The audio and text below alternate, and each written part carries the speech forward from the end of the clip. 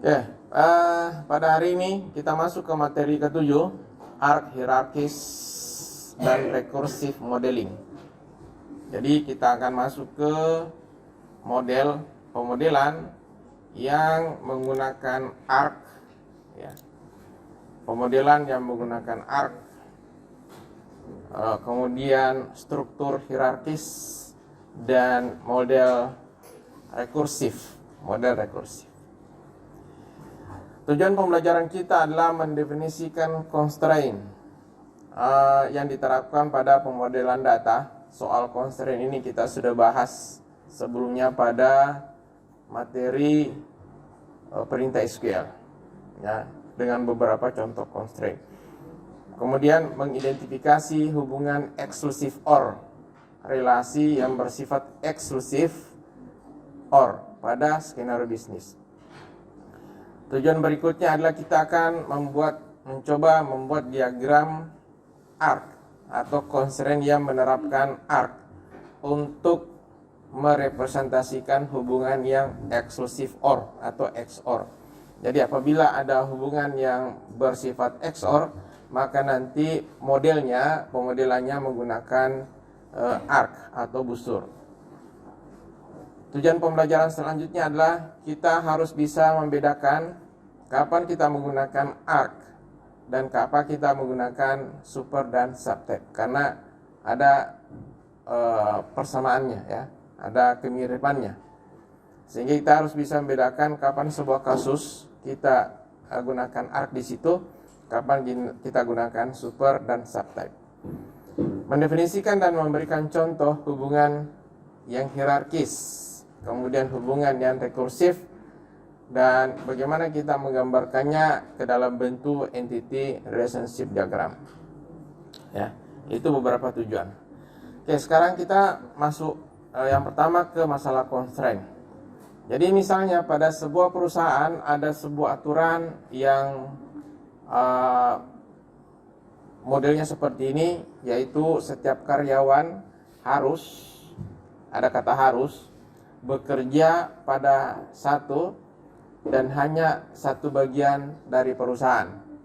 Jadi harus bekerja pada satu dan hanya satu bagian, ya.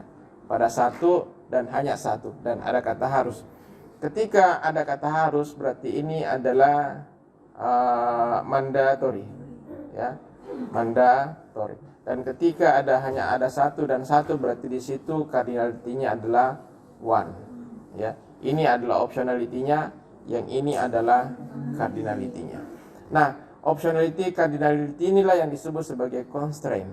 Dan kita terapkan constraint itu pada ERD dengan menampilkan bahwa kalau mandatory pakai bentuk garis, dan kalau one itu single to, ya. Jadi di sini entitasnya ini adalah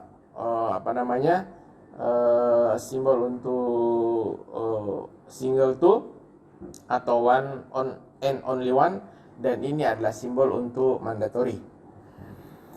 Setiap organisasi tentu memiliki aturan yang terkait dengan atribut dan relasi yang ada di situ. Yang mana yang diizinkan, yang mana tidak. Tentu organisasi mempunyai aturan masing-masing. Setiap organisasi bebas membuat aturan selama tidak bertabrakan dengan aturan yang ada di atasnya. Sehingga ketika kita membuat sebuah rancangan, maka selain aturan organisasi kita ambil untuk kita terapkan pada desain kita, kita juga harus mengambil peraturan yang lebih tinggi dari itu.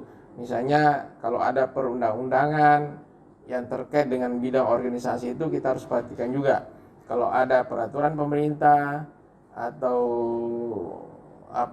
hal-hal lain yang terkait dengan aturan, maka aturan itu harus diterapkan di aplikasi kita, ya, harus diterapkan. Jadi kita tidak boleh hanya mengambil rule yang ada di dalam organisasi itu, tetapi juga rule yang ada di atasnya, ya. Aturan pembatasan dan rule inilah yang disebut sebagai constraint, ya. Pembatasan merujuk pada satu entitas atau bisa hubungan antar entitas. Ya, ini contoh dari salah satu slide yang kita pelajari pada saat perintah SQL, bagaimana constraint itu ditetapkan atau diaplikasikan pada script perintah SQL. Contoh ini misalnya di sini nama constraint-nya adalah atau jenis constraint-nya adalah not null, ya, not null. Artinya constraint atau entitas atau atribut yang memiliki constraint not null ketika diisi nanti tidak boleh ada yang kosong, tidak boleh kosong, dan ketika kita gambarkan ERD-nya maka atribut yang bersifat not null kita harus berikan tanda asterik. Ya, masih ingat ya, ada tanda asterik untuk mandatory, ada tanda bulatan kecil untuk opsional. Nah, itu kita harus terapkan pada gambar kita. Contoh berikutnya misalnya constraint untuk kolom atau ya kolom number itu bersifat primary key. Nah, ketika atribut number ini kita gambarkan pada ERD, maka atribut tersebut kita harus berikan tanda pagar sebagai tanda bahwa number ini merupakan unique identifier, ya. Oke, nama depan not null ya, sudah tadi sama. Oke, kemudian kita masuk ke hubungan exclusive OR. Exclusive OR ini juga termasuk rule, ya, kita dapatkan dari rule. Terkadang suatu hubungan antar entitas bersifat saling eksklusif, ya, saling eksklusif atau relasinya disebut dengan hubungan exclusive OR atau hubungan XOR.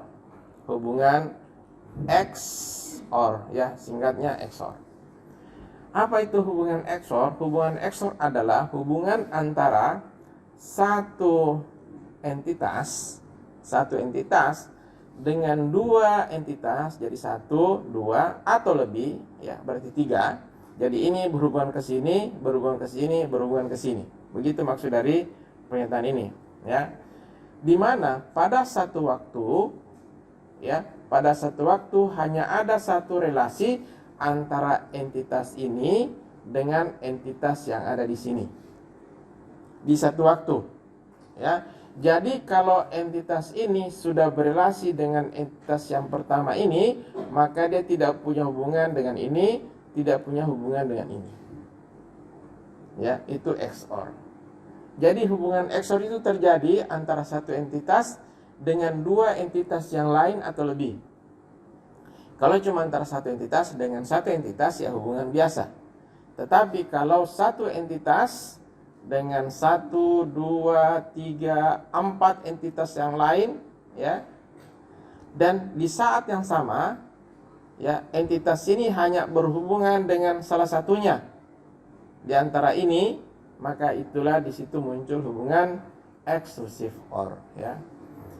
Jadi ini yang disebut exclusive OR, dan untuk gambarnya nanti sebagai penanda bahwa merupakan hubungan exclusive OR, maka digunakan bentuk arc, ya, atau bentuk busur. Bentuk busurnya kira-kira seperti ini, ya. Ini yang dimaksud dengan busurnya, bentuk arcnya. Yang ini, ya, yang ini. Oke. Contoh. Di sini ada dua buah entitas, yaitu in-house trainer, ya, in-house trainer dengan training company. Kemudian ada entitas training event. Jadi ceritanya adalah training event ketika ada sebuah kegiatan pelatihan, ya, ia memberikan materi, kemungkinannya, ya, yang memberikan materi kemungkinannya adalah in-house trainer. Jadi kita datang ke rumah, ya, pelatih itu, atau mungkin juga kita datangkan dia, ya. Dan jenis pemateri yang kedua adalah dari sebuah perusahaan training, ya, jadi training company. Jadi ada perusahaan yang memang khusus untuk memberikan pelatihan-pelatihan. Nah, ketika ada satu jenis pelatihan dilakukan, misalnya pelatihan bahasa Inggris, ya, tolong yang masih bercerita di belakang jangan sampai saya tegur, tidak enak, ya, tahu diri. Ya, ini sudah berkali-kali ditegur. Saya tuh ketika menegur begini tuh pandangan saya ke sana, berarti bukan di sana yang bikin ribut, tapi sebelah sana. Ya, jadi jangan merasa bahwa ketika pengawal menegur itu arah pandang ke sana, bukan di sana yang saya tegur, tapi sebelah sini. Begitu juga sebaliknya. Oke, kita lanjut. Jadi ini ada sebuah entitas training event, ya, dan dua entitas yang lain yaitu in-house trainer dan training company. Ya, ketika ada kegiatan training, misalnya anggaplah yang dilakukan adalah pelatihan bahasa Inggris, ya, pelatihan bahasa Inggris. Maka yang memberikan pelatihan bisa dua kemungkinan dari sini, yaitu yang in-house trainer atau training company. Kemungkinannya begitu. Tetapi kalau yang ditunjuk adalah yang melaksanakan ini, maka ini tidak ikut terlibat. Ya, sebaliknya kalau yang ditunjuk pelaksananya ini, maka yang ini tidak ikut terlibat. Jadi hanya salah satu yang memberikan materi. Hanya salah satu di antara kedua ini yang memberikan materi. Nah, jadi ketika training event ini diselenggarakan, maka hanya ada satu dan hanya satu in-house trainer atau training company yang memberikan materi. Saya berikan contoh di sini ya. Saya sudah siapkan, tapi saya lupa buka. Oke. Ya, ini tadi relasinya ya. Saya gambar di sini. Oke, sekarang lihat bagian ini. Jadi sekarang saya membuat tabelnya. Jadi entitas ini saya transformasi ke dalam multifisik langsung. Ini adalah entitas training event. Ada atribut ID TE, ya, kemudian date dan name, ya. Oke, kemudian di sini saya transformasi menjadi tabel. Jadi ada kolom ID TE yang ini tadi, kemudian date yang ini, dan ada name yang ini di bawah. Jadi ada 3 atribut. Oke. Ada 3 atribut. Sekarang atribut entitas yang lain adalah in-house trainer. Ini in-house trainer. Ada ID HT, ID IHT in-house trainer, first name dan last name ini, ya. Oke, yang ini ya. Jadi ada ID IHT yang ini, kemudian first name dan last name. Saya tanya kira-kira pada tabel ini yang mana yang menjadi primary key? ID IHT. Berarti ini adalah primary key, kan? Oke. Kemudian ada berikutnya tabel training company. Ada kolom ID TC, ada name, address, specialty, contact name. Atributnya sama dengan entitas ini. Ya, oke. Sekarang pada tabel training company yang mana yang menjadi primary key? Oke, IDTC. Berarti IDTC di sini sebagai unique identifier, ini juga unique identifier, yang ini juga unique identifier. Sekarang perhatikan. Antara entitas training event dengan in-house trainer ada relasi. Ya, di sisi sini adalah optional, ini mandatory, di sini one, yang ini many. Jadi one to many. Pertanyaan, apabila ada dua entitas yang berelasi dengan jenis relasi one to many, ya, pasti muncul foreign key. Foreign key-nya ada di sisi mana? Di sisi many. Berarti nanti pada tabel training event, ID IHT ini akan muncul di sini sebagai foreign key. Maka pada tabel di atas tadi, ya, pada tabel ini, ya, yang ini muncul ID underscore IHT sebagai foreign key. Jelas ya? Ngerti? Begitu juga pada tabel training company dengan training event. Ada relasi juga. di mana di sini adalah IDTC sebagai unique identifier, ya. Di sini sisi many, di sini sisi one, berarti IDTC akan muncul nanti di sini sebagai foreign key. Maka pada tabel turning event ada juga tambahan satu kolom, yaitu kolom IDTC yang berasal dari sini, ya, rujukannya sebagai foreign key juga. Jelas ya? Nah, sekarang gini. Kita lihat apa yang terjadi pada tabel. Ya. Kita lihat apa yang terjadi pada tabel. Sekarang, misalnya ini ada daftar nama-nama orang yang memberikan pelatihan secara privat, ya. Ya mungkin sama dengan apa ya, kasih kursus privat begitu ya. Dia tidak punya lembaga, tapi dari pribadi-pribadi. Makanya di sini hanya nama orang saja. Ya, mungkin nanti ada tambahan nomor telepon segala macam supaya gampang dihubungi ya. Beda dengan trading company. Ya, ada nama perusahaannya, pakai nama perusahaan. Ya. Jadi perusahaan pertama, perusahaan kedua, perusahaan ketiga dan seterusnya. Oke. Ketika dilaksanakan sebuah pelatihan, ya, maka yang memberikan materi bisa berasal dari salah satu orang di sini atau dari salah satu perusahaan yang ada di sini. Jelas? Oke. Sekarang misalnya di perusahaan tersebut pada tanggal 1 November diberikan pelatihan namanya workshop kepemimpinan. Oke. Diberikan pelatihan workshop kepemimpinan. Yang memberikan pelatihan itu adalah orang per orang, bukan perusahaan. Dan yang memberikan pelatihan adalah David Morgan. Ya. Karena yang memberikan pelatihan David Morgan, maka pada kolom ID IHT yang muncul adalah ID-nya David Morgan. Maka di sini ada nilai yang memberikan materi. Sekarang, kalau yang memberikan materi dari sini, ini memberikan materi tidak? Tidak kan? Makanya di sini kosong. Itu kosong. Sehingga kedua kolom ini tidak boleh mandatori. Harus opsional. Harus opsional. Tidak boleh mandatori. Ketika mandatori berarti ini harus masuk ke sini nih. Harus ada isinya ini. Bukan lagi ARC namanya. Bukan ARC. Ya.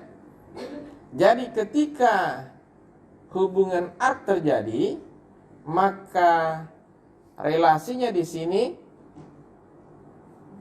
opsional. Tidak boleh mandatori.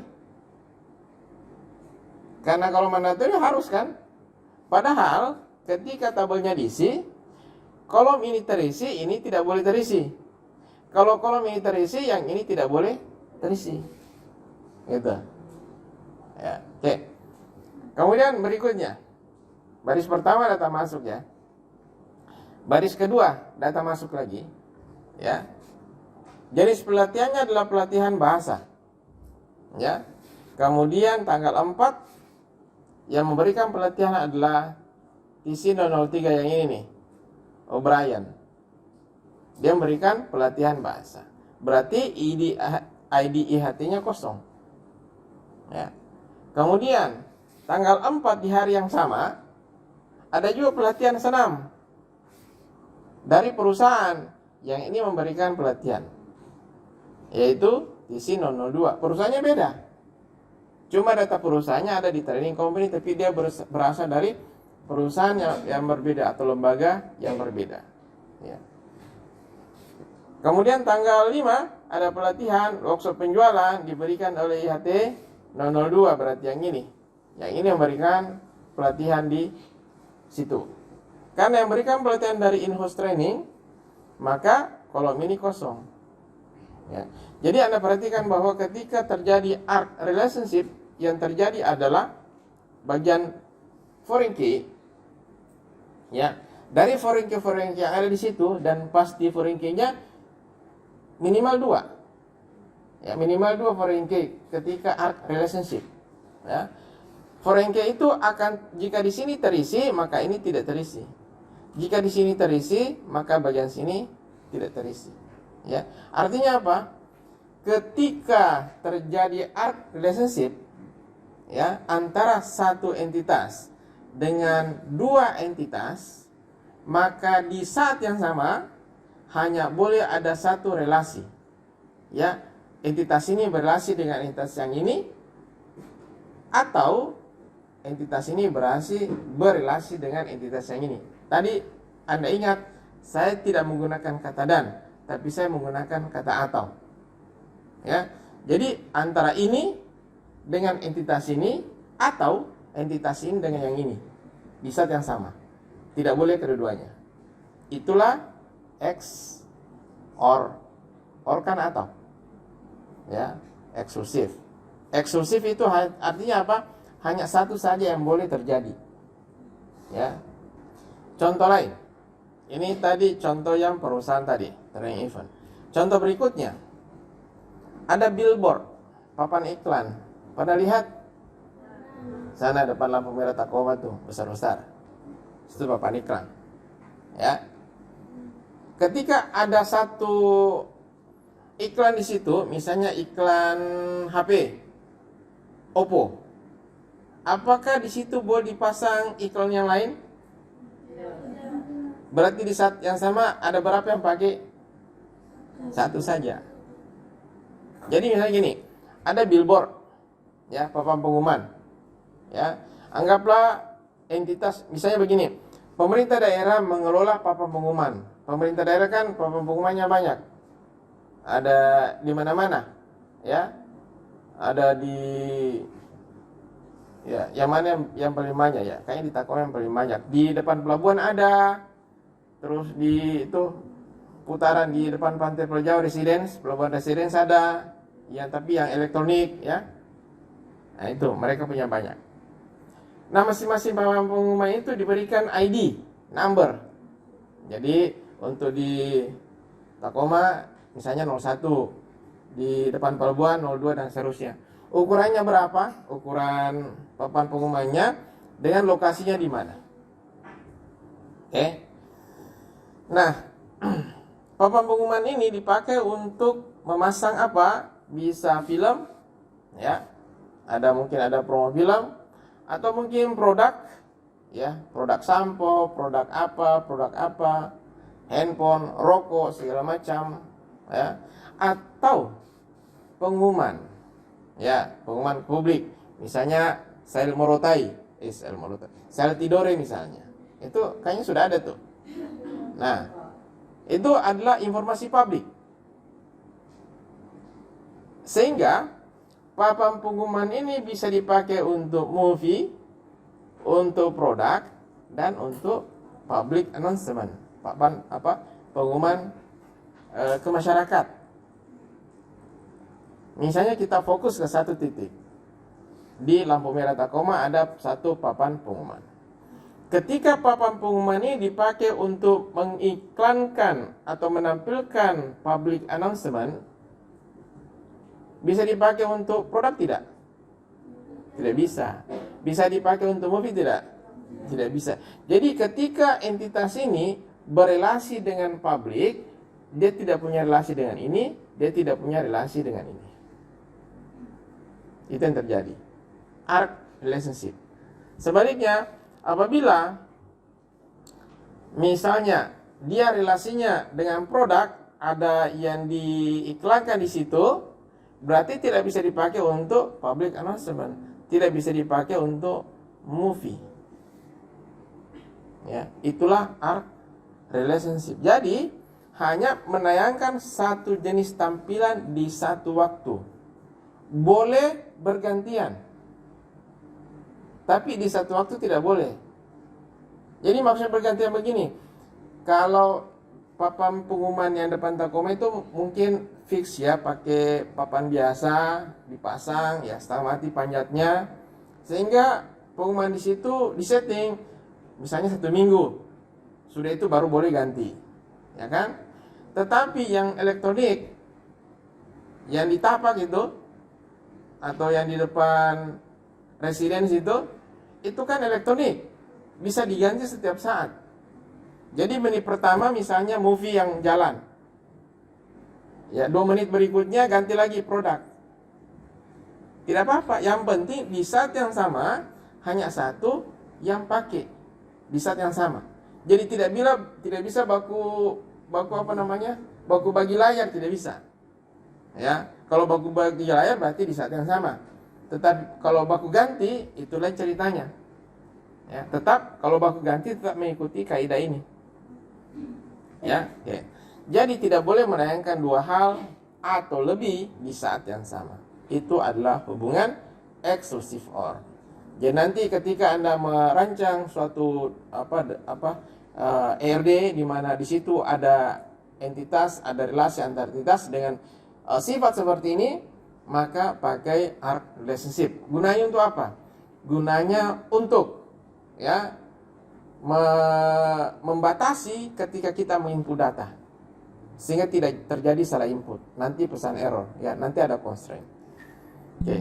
Nah, terus bagaimana cara implementasinya? Ya, implementasinya saya siapkan di sini ya. Di sini, ini tadi malam saya sudah siapkan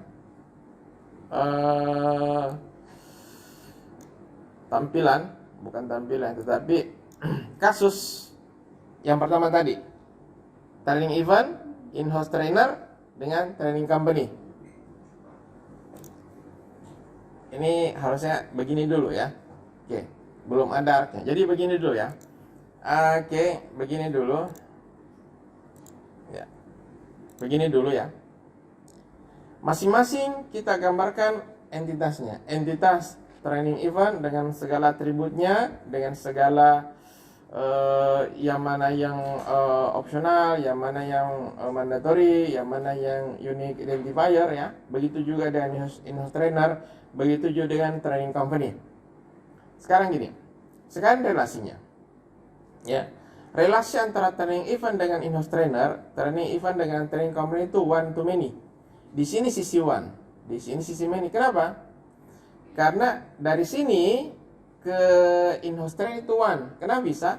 Karena satu pelatihan hanya di pemberi materinya hanya satu orang saja atau satu perusahaan.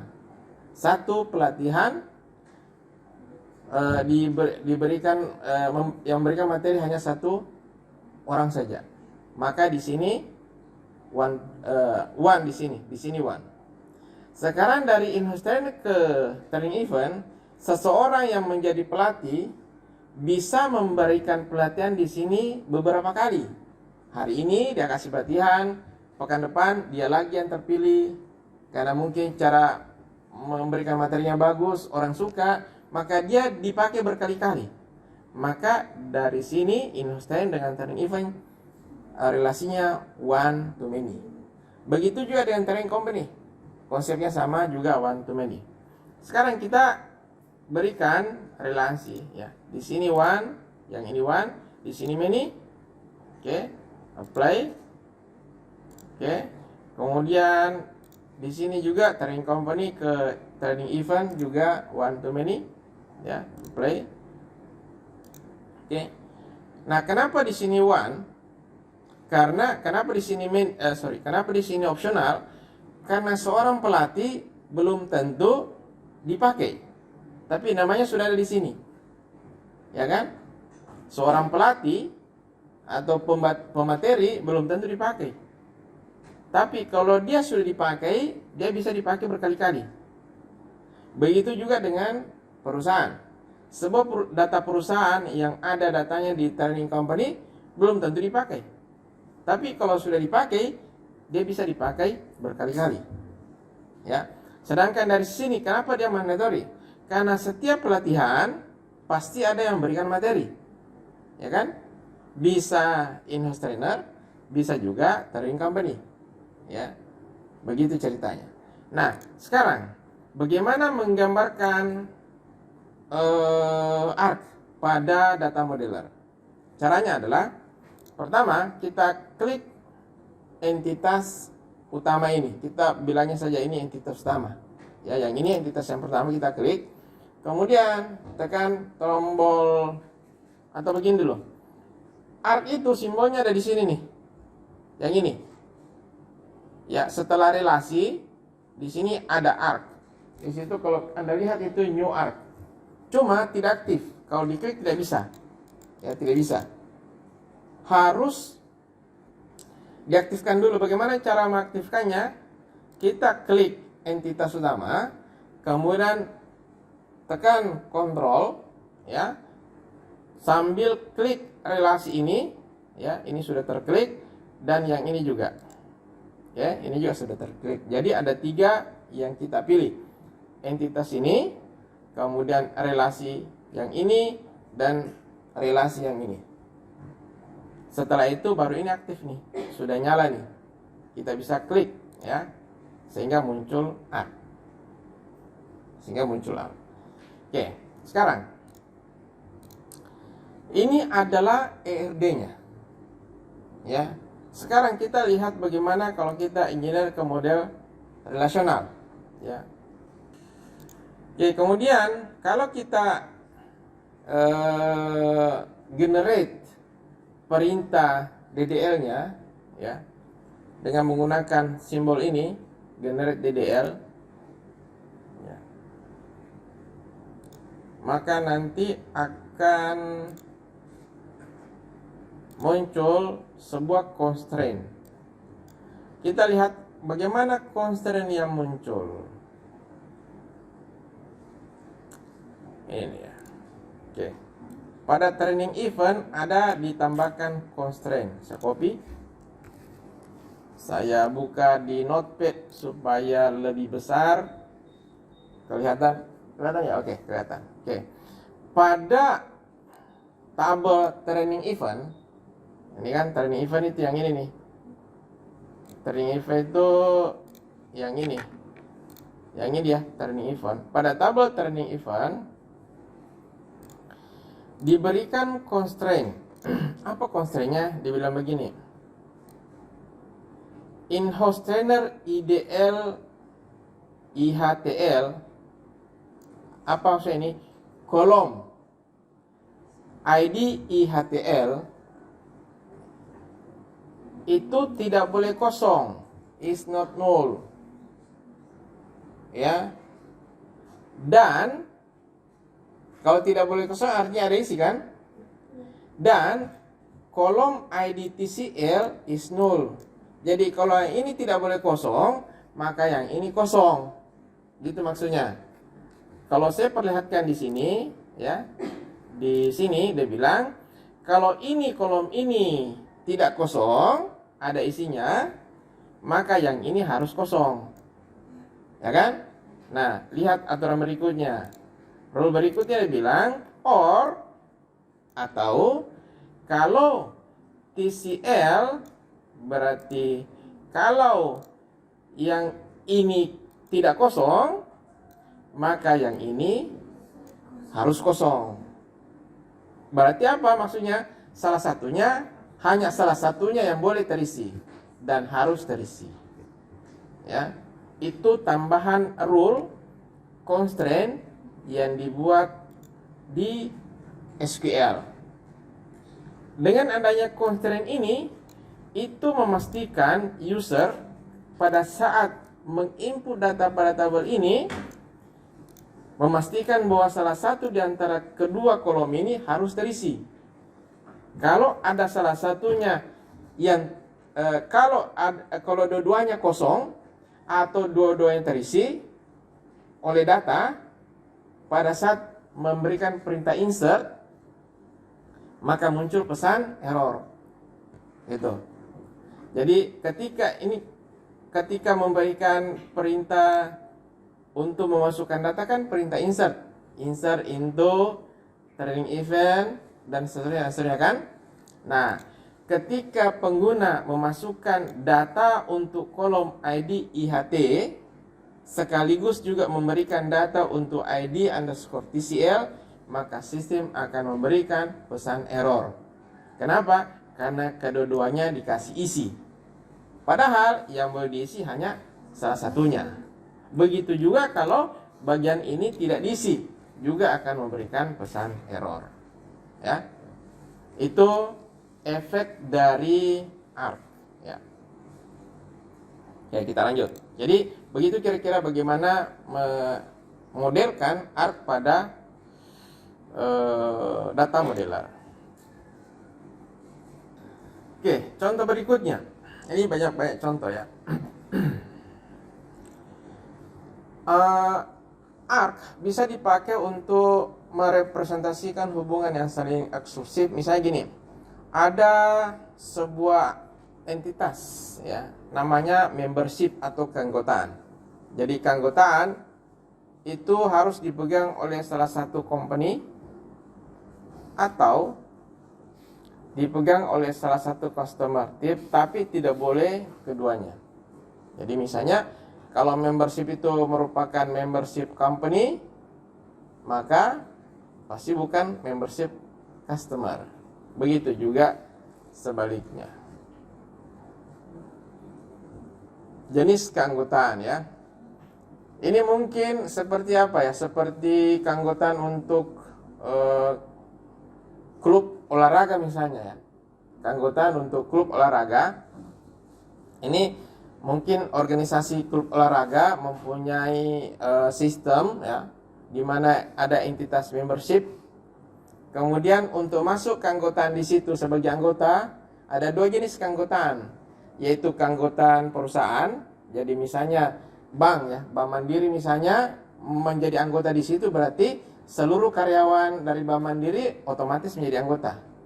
Jadi kalau ada karyawan Bank Mandiri menjadi membership di situ, jenis keanggotanya adalah company sebagai keanggotaan perusahaan.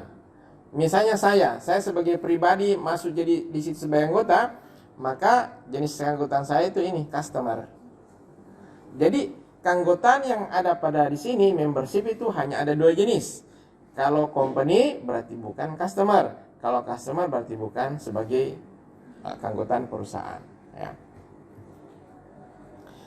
Busur atau arc direpresentasikan pada RD dan menggunakan garis lurus. Yang ini yang dimaksud garis lurus dengan lengkung di ujungnya. Ya, ini yang dimaksud lengkung di ujungnya. Ya, kalau Anda lihat busur panah ya begini. Ya, ini ya. Sebuah lingkaran di tengah, ini sebuah lingkaran di tengah untuk setiap hubungan. Jadi kalau di sini ada 3 hubungan, maka ada 3 lingkaran. Ya. Kalau ada 3 hubungan, maka ada 3 lingkaran di tengah.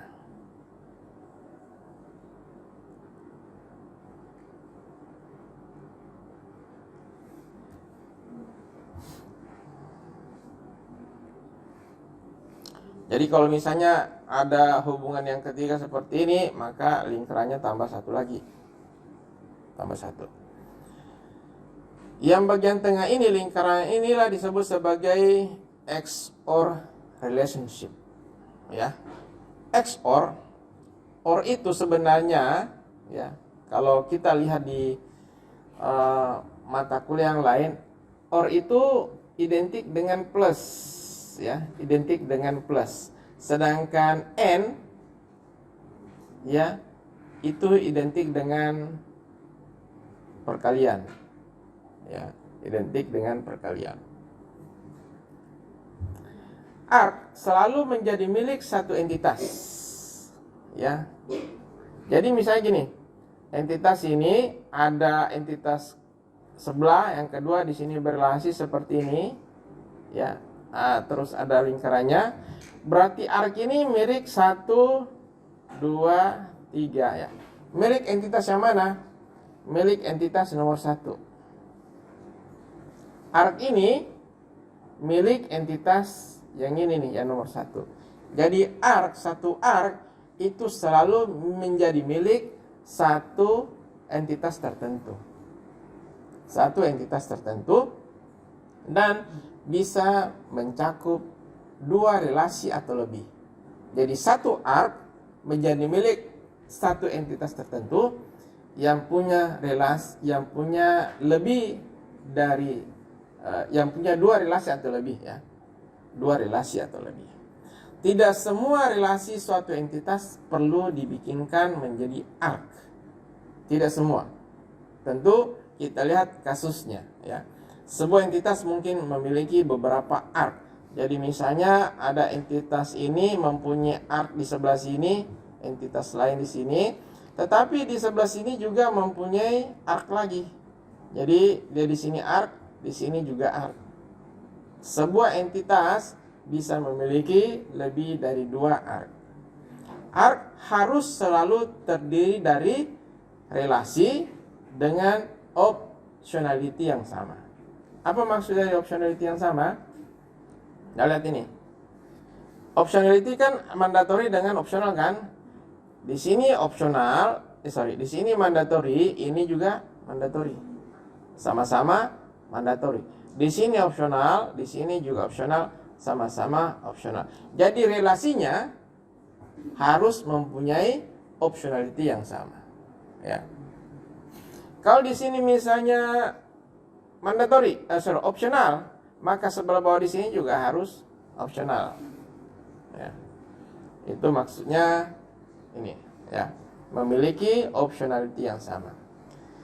Semua relasi dalam ark harus bersifat mandatory semua.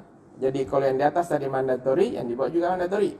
Kalau yang di atas optional, maka yang di bawah juga optional. Sedangkan untuk cardinality, apakah one many, bisa sama, bisa juga beda. Ya, misalnya yang di atasnya many, yang sebelahnya one, itu boleh. Ya, yang penting jenis optionality-nya sama. Sekarang kita mau bandingkan dengan ark. Kita bandingkan antara ark dengan super subtype. Contoh di sini ada rekening, ya, nomor rekening. Ada entitas rekening di mana atributnya adalah ID rekening, nomor rekening, tanggal pembukaan, saldo, tanggal penutupan. Sekarang saya tanya, kenapa di sini opsional?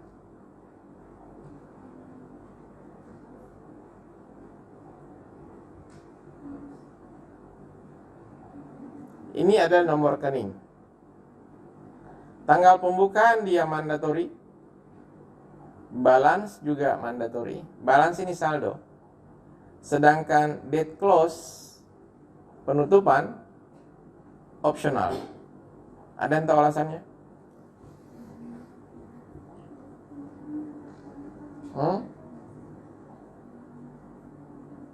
Sekarang saya tanya, kalau tidak tahu alasannya, Anda punya rekening tidak?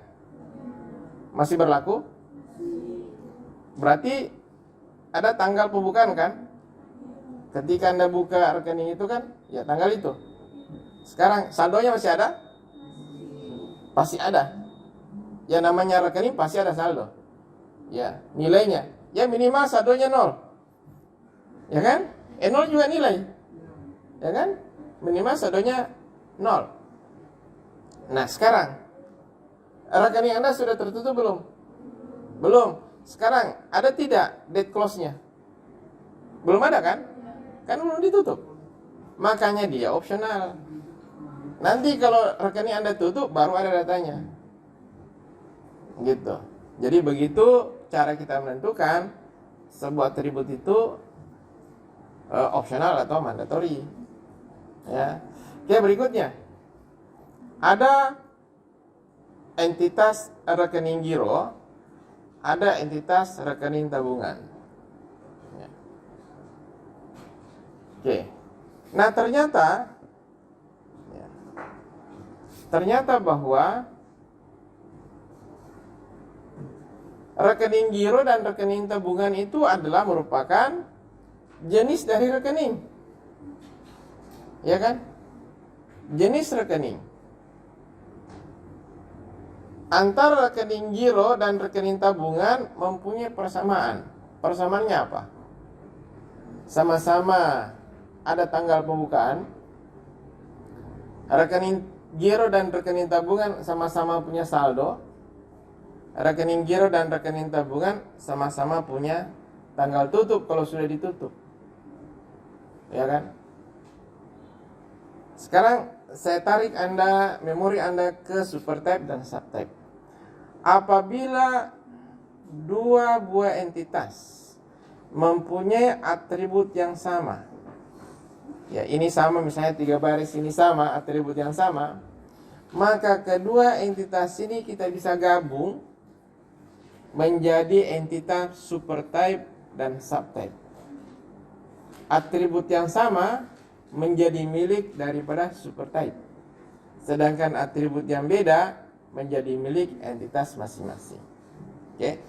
Rekening giro punya ini nih, punya date, tanggal pembukaan, punya saldo, punya close, tanggal penutupan. Rekening tabungan juga punya.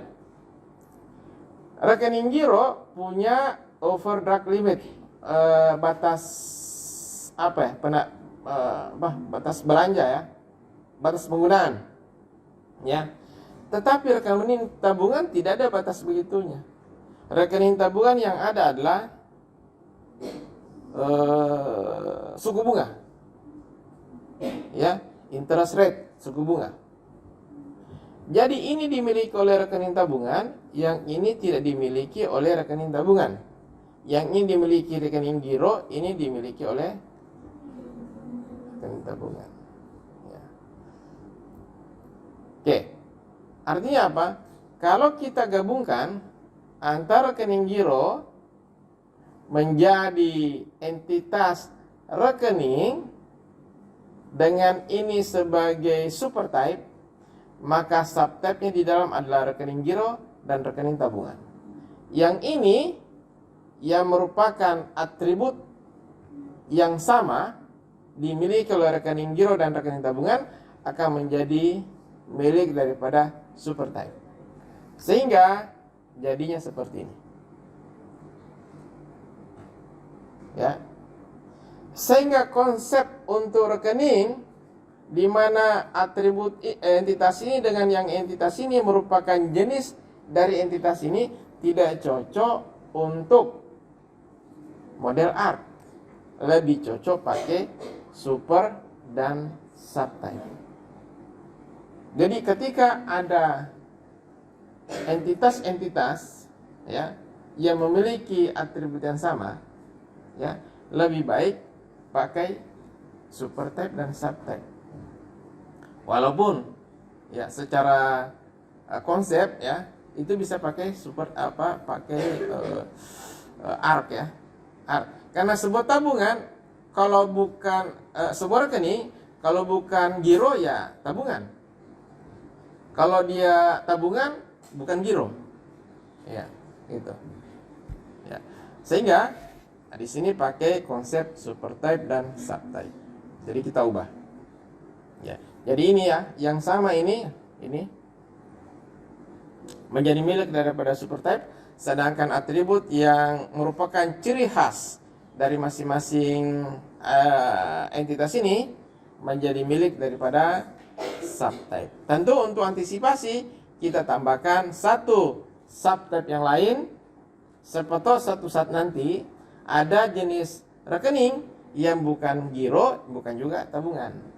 Di sini maksudnya nanti di lainnya. Oke, kemudian berikutnya, contoh berikutnya. Ya. Sebuah event kegiatan dapat dilaksanakan di rumah, ya, sebuah kegiatan bisa dilaksanakan di rumah, bisa juga dilaksanakan pada public space, ya, di ruang terbuka, ruang publik bisa digunakan. Ya. Nah, pada posisi ini tidak jadi masalah dia ARK, ya, karena private home dan public space bukan jenis event. Bukan jenis event. Beda tadi. Tabungan dan giro merupakan jenis dari rekening. Ya tidak?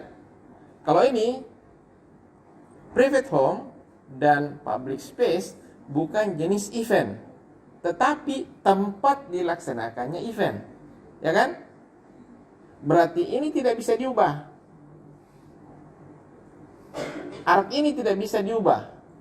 Artinya ini tidak bisa digabungkan event menjadi super type dengan subtype di dalamnya ada private home dan public space. Tidak bisa. Tidak bisa. Namun coba diperhatikan.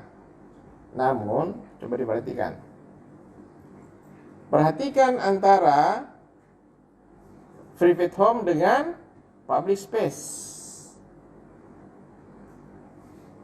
Di sini punya address, ini punya comment. Public space punya address, ini punya comment. Berarti ini bisa digabungkan menjadi super type. Tapi super type-nya bukan event. Ya. Super type-nya bukan event. Super type-nya adalah venue, tempat pelaksanaan event. Yang punya address ada comment. Sedangkan untuk private home punya atribut spesial namanya accessibility. Sedangkan public space ada rental fee. Jadi yang sebelah bawah tadi yang dijadikan super subtype. Karena yang sebelah bawah ini sudah menjadi super type subtype, jadi satu entitas, maka yang di atas ini tinggal relasi biasa. Bukan lagi arc. Gitu. Jadi kita harus pintar-pintar melihat celah, ya. Karena dengan adanya model ini memastikan data yang masuk nanti benar, ya. Jadi kita harus pastikan data yang masuk benar, ya. Jadi misalnya yang namanya venue, kalau bukan private home, public space, ya. Seperti itu.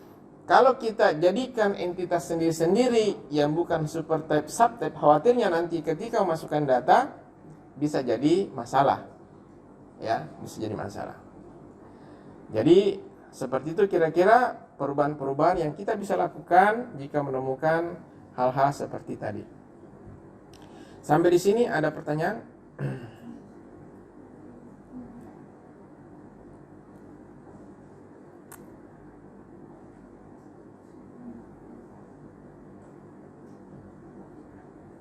Jadi sama yang pertama tadi ya, yang turning event ini ya, relasinya itu tetap arc.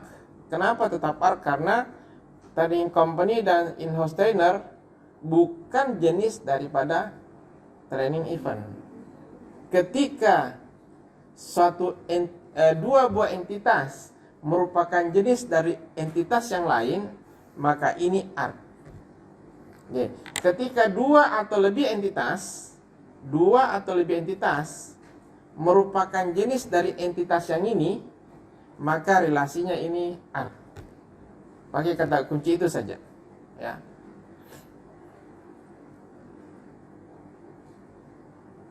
Bukan jenis ya, bukan jenis. Tapi kalau jenisnya pakai super type dan subtype. Oke, itu akhir daripada materi super type arc ya. Sebelum kita lanjut di materi berikutnya yaitu tentang hierarki dan rekursif, ada pertanyaan? Dipersilakan.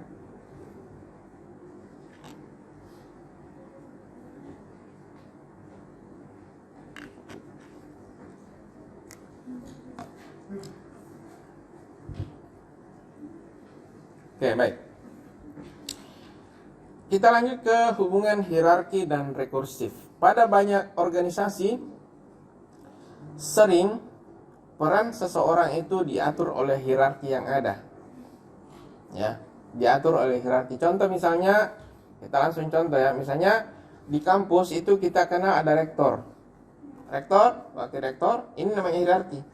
Rektor, wakil rektor, dekan, wakil dekan, ketua prodi, dosen. Ini adalah hierarki. Dan ini menunjukkan perannya, ya, menunjukkan perannya. Dia berperan sebagai pemimpin, ya, atau rektor misalnya. Ya.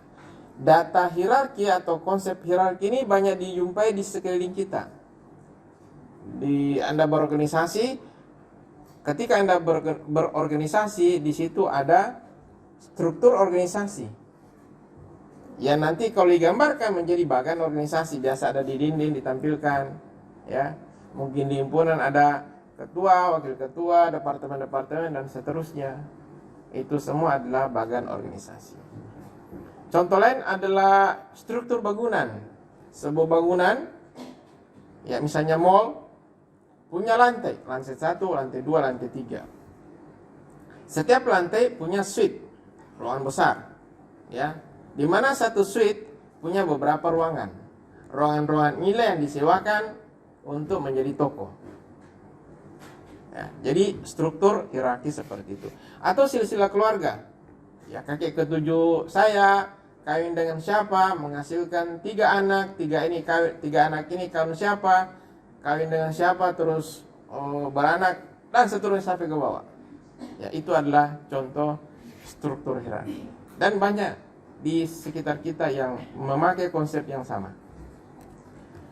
Nah, ini adalah bagan organisasi. Misalnya pada sebuah organisasi ada presiden direktur, di bawahnya ada 2 direktur. Di bawah direktur pertama, direktur kedua ada manajer, ya. Direktur 1 membawahi 3 manajer, direktur 2 membawahi 3 manajer, kemudian manajer, di bawah manajer ada karyawan dan seterusnya. Nah, jalur komandonya tentu dari atas, ya. Ini jalur komandonya, ya. Kalau ada laporan, ya tidak bisa tiba-tiba pegawai membuat laporan untuk ditujukan kepada presiden direktur, tidak bisa. Ya, pegawai ya bikin laporan ke manajer, manajer bikin laporan ke direktur, direktur bikin laporan ke presiden direktur. Hierarkinya seperti itu. Namanya hierarki. Ya. Ada tahapannya. Nah, berdasarkan bagan organisasi tadi yang ini, maka kita bisa bikin ERD-nya seperti ini, ya. Presiden direktur tentu dengan relasi one to many. Kenapa bisa one to many? Anda lihat saja, ya. Anda lihat dari sini 1 ke bawah lebih dari 1. Ini 1 ke bawah lebih dari 1. Dari sini 1 ke bawah lebih dari 1. Jadi one to many. One to many, ya. Jadi ini one to many kalau dari atas ke bawah, ya. Presiden direktur membawahi banyak direktur, seorang direktur membawahi banyak manajer, seorang manajer membawahi banyak pegawai, ya. Contoh lainnya misalnya bangunan tadi, ya. Cuma pada bangunan ini kita bisa memakai bar relationship, ya, sebagai relasi. Beda dengan ini, ya. Kalau ini pakai bar relationship, ya, dan yang terjadi atau yang muncul ada unique identifier cascade. Apa itu unique identifier cascade? Saya coba, ini saya tidak sempat siapkan, ya. Sebenarnya dulu ada yang saya sudah buat, tapi saya lupa simpan di mana. Kayak gini, ada gedung, ya, building, ada tabel building, oke. Kemudian ada ID building, kita anggap B, ya. Kemudian nama, ya, nama building. Kemudian berikutnya setelah building ada lantai, ya, floor, ada tabel floor, di situ ada ID floor, kemudian nama, ya, oke, nama lantai, anggaplah begitu. Kemudian berikutnya dari floor ini ada suite, ya, suite. Kemudian ada ID suite, kemudian nama suite. Dan yang terakhir room, ruangan, ya. Ada ID room, kemudian nama room. Oke.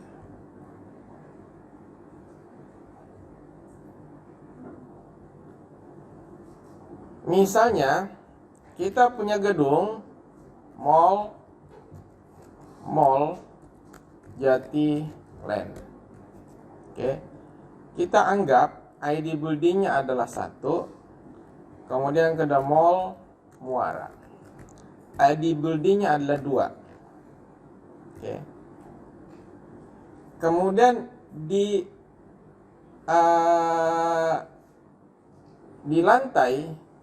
lantai 1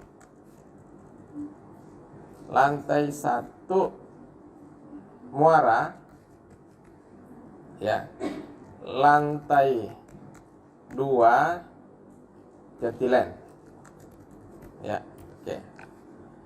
Antara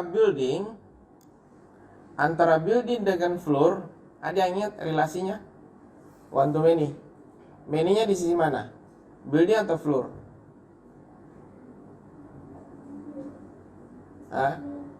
Floor kan?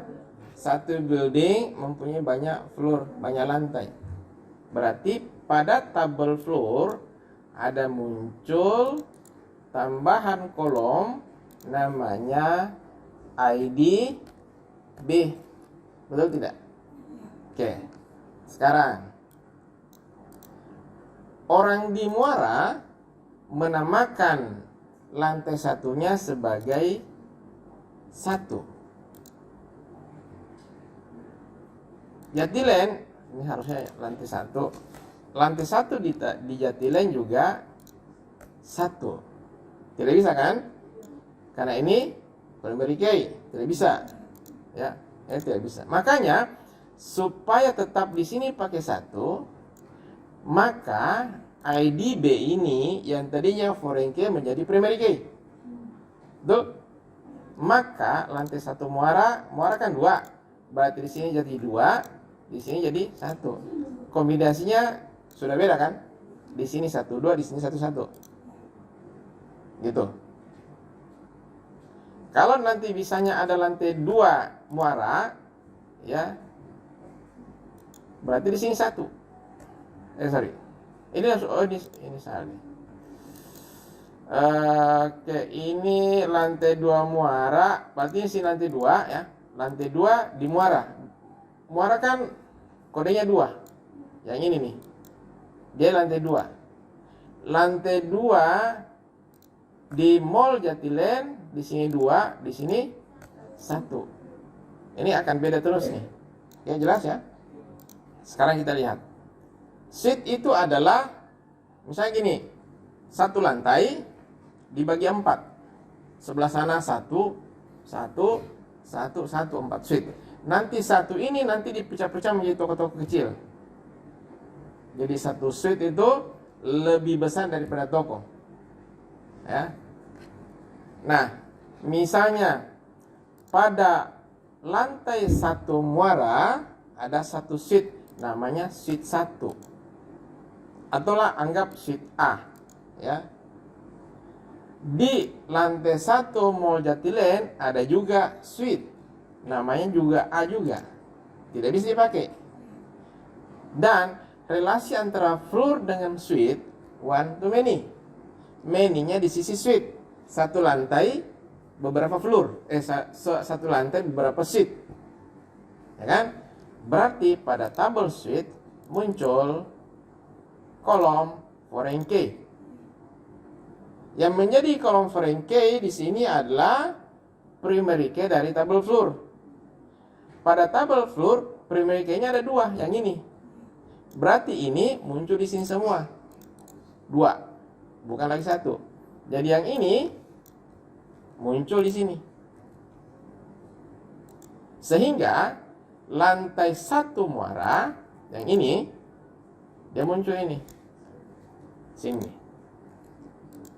Ya. Lantai 1 Mall Jatiland yang ini dia muncul di sini. Sehingga kombinasinya A12, di sini A11. Beda. Begitu seterusnya sampai ke belakang. Karena tabel floor menggunakan foreign key sebagai primary key, maka di sini antara building dengan floor bar relationship. Ya kan? Karena foreign key di sini yang dari floor dipakai oleh suite sebagai primary key, maka antara floor dengan suite bar relationship. Begitu juga dengan suite dengan room. Sehingga relasinya menjadi seperti ini. Building ke floor ada bar relationship, floor ke suite ada bar relationship, suite ke room ada bar relationship. Jadi kalau ditanya di room itu primary key-nya apa? Primary key dari room adalah gabungan antara ID room, suite number, floor number, dan building ID. Itu adalah primary key pada tabel room. Tabel suite, primary key-nya adalah gabungan antara suite number, number floor, dengan ID building. Primary key pada tabel floor adalah gabungan antara number floor dan ID building. Sedangkan primary key pada building adalah ID building. Itu namanya cascade. Ya, cascade. Nah, ini kira-kira penjelasannya ya dari gambar ini sehingga muncul bar relationship.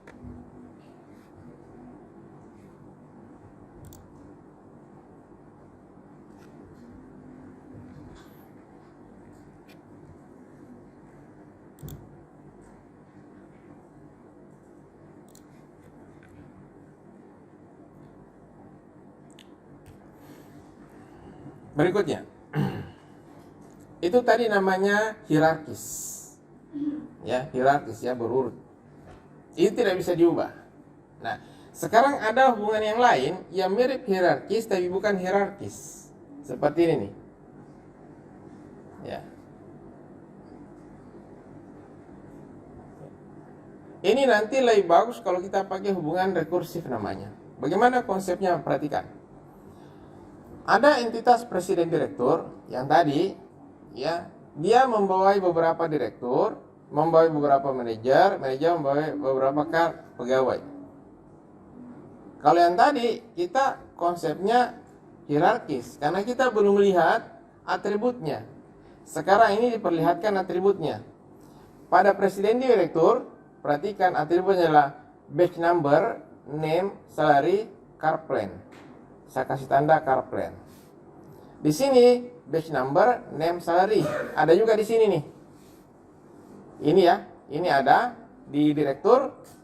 Yang ini ada direktur manajer ya. Ada juga yang ini dimiliki oleh direktur manajer dan presiden direktur. Yang beda yang sebelah bawah sini.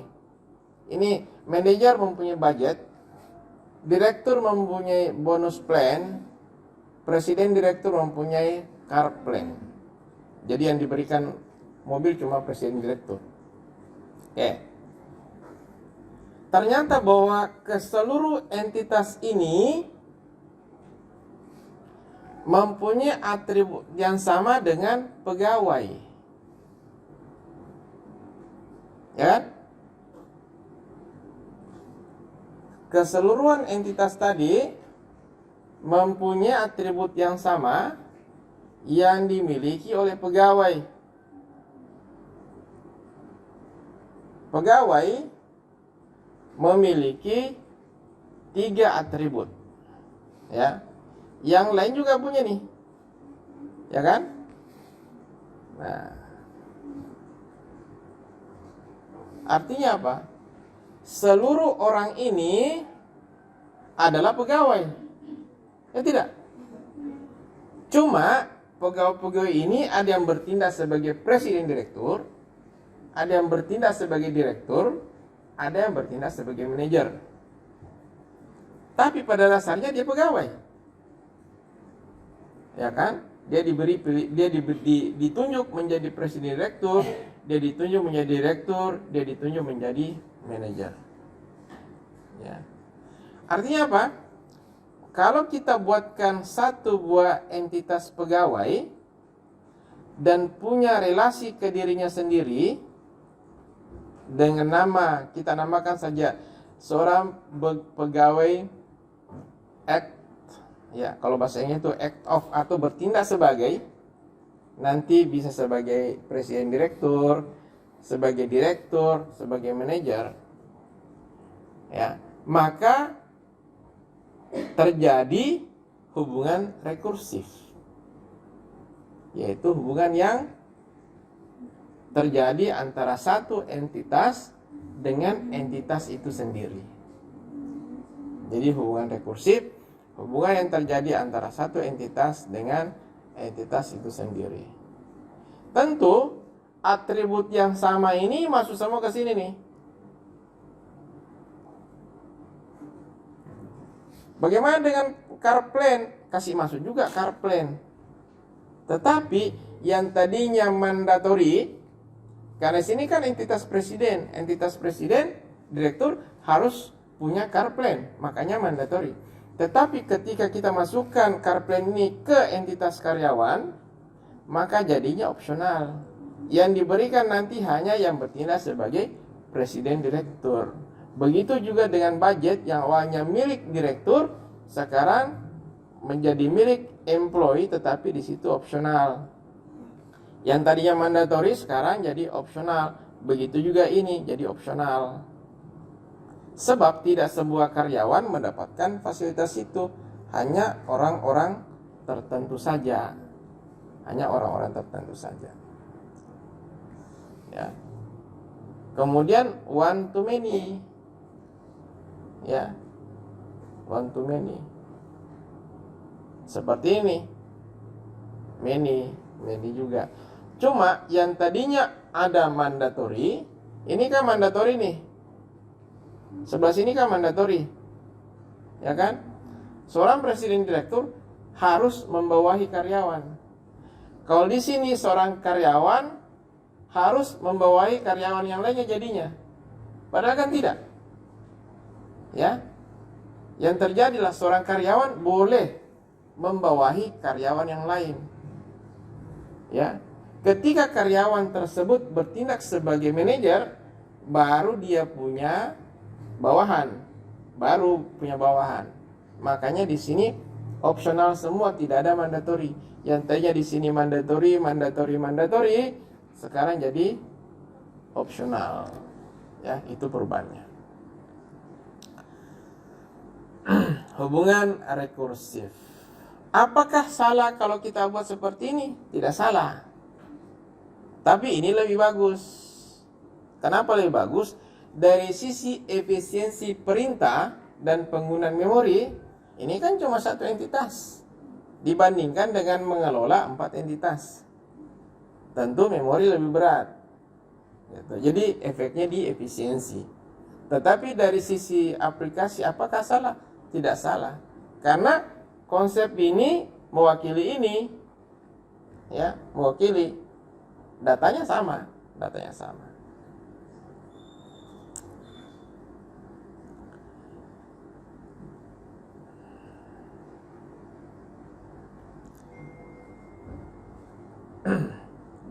Dari dua pemaparan tadi tentang hierarki dan rekursif, hierarki bisa lebih mudah dipahami, ya, karena itu yang sering kita lihat di dalam kehidupan kita sehari-hari. Saya kira ini lebih gampang Anda pahami ketika saya terangkan dibandingkan dengan ketika saya menerangkan ini. Anda harus berusaha membayangkannya, ya kan? Anda harus berusaha membayangkannya. Kenapa saya tahu? Karena saya dulu mengalaminya. Setengah mati saya pahami maksudnya. Tetapi kalau ini kita mengerti dengan mudah, yang ini kita mengerti dengan mudah, karena itu yang sering kita lihat, ya, dan sesuai dengan pola kehidupan kita, ya, sesuai dengan pola kehidupan kita. Cuma ya namanya ingin lebih sederhana, lebih efisien di dalam melakukan pemrosesan data di sistem, nah tentu ini lebih kita pilih. Tapi kalau misalnya Anda belum mampu, ini pakai yang pertama tadi. Apalagi kalau aplikasi yang Anda buat itu tidak terlalu, data yang diolah tidak terlalu banyak, ya, silakan, saya tidak jadi masalah. Jadi kalau hubungan rekursif, ya, ini namanya hubungan rekursif, cenderung lebih sederhana dengan menggunakan satu entitas saja, tetapi tidak spesifik, ya, sangat tidak spesifik, tidak jelas Beda dengan tadi. Betul-betul ketika kita lihat gambarnya langsung muncul di benak kita seperti ini bentuk hierarkinya, ya. Kita tidak akan memiliki atribut dan relasi yang bersifat mandatori. Tidak ada mandatori, ya. Saya sudah terangkan tadi, ini adalah opsional, ya. Kecuali mereka wajib di semua entitas. Konversi ER akan menunjukkan hubungan yang digambar sebagai loop, ya. Loop itu begini, berputar, ya. Itu loop namanya. Looping. Pernah dengar kata looping di pemrograman itu? Sampai di bawah dia balik ke atas. Dia berputar terus sampai suatu kondisi yang membuat dia lanjut. Looping, ya. Atau gambar peak years. Contoh lainnya pada skenario produsen mobil. Ini, aduh saya lupa ganti, ya. Di sini harusnya suku cadang, ya. Suku cadang mobil. Satu suku cadang mobil terdiri dari suku cadang mobil yang lain. Contoh misalnya apa? Suku cadang apa? Lampu. Lampu kan jangan lampu, ya. Rem. Suku cadang rem. Rem itu kan terdiri dari komponen-komponen kecil lagi. Komponen kecil itu juga suku cadang. Namanya suku cadang. Jadi satu suku cadang terdiri dari banyak suku cadang. Kan begitu, ya. Makanya di sini many. Ya, many. Jadi suku cadang A bisa terdiri dari suku cadang lain, sedangkan suku cadang yang lain juga bisa terdiri dari banyak suku cadang yang lain lagi. Makanya dari sini many, yang ini ke sini juga many. Many to many. Ya. Nah, kira-kira itu untuk pembahasan kita hari ini tentang arc, kemudian kita hubungkan dengan supertype, subtype, kemudian hierarki dan rekursi. Ada pertanyaan sebelum kita selesai? Dipersilahkan. Baik, kalau tidak ada pertanyaan, saya kira cukup untuk pertemuan hari ini. Insya Allah kita lanjutkan di pekan depan untuk materi berikutnya. Materi berikutnya tentang model historical, ya. Bagaimana kita memodelkan data histori, data yang senantiasa berubah-berubah. Contoh di sini nanti, ya, gaji misalnya, gaji seorang karyawan itu kan senantiasa berubah, ya. Tetapi kalau kita tidak memodelkan database dengan tepat, maka ketika terjadi perubahan, data yang lama akan hilang. Ya, data gaji saya 30 tahun yang lalu, 20 tahun yang lalu itu tidak terdeteksi. Yang terdeteksi hanya gaji sekarang.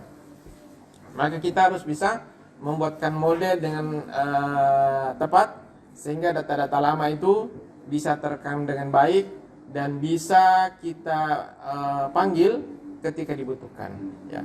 Saya kira begitu untuk hari ini.